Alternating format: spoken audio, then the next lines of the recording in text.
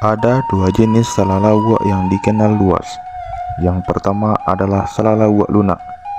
Biasanya terbuat dari ikan situak yang dagingnya lembut. Yang kedua adalah salalawak keras dengan bahan dasar ikan teri yang memberi tekstur lebih padat dan rasa yang lebih asin dan gurih. Di beberapa tempat, salalawak juga dibuat dari udang atau ikan asin, tergantung dari hasil tangkapan laut yang tersedia. Keunikan salalawak bukan cuma pada rasa dan bahan-bahannya, tapi juga pada perannya dalam budaya kuliner Minangkabau. Meski banyak makanan modern bermunculan, salalawak tetap bertahan.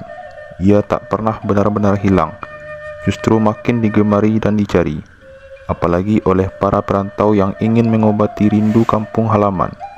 Bahkan sekarang, banyak penjual salalawak yang mencoba berinovasi.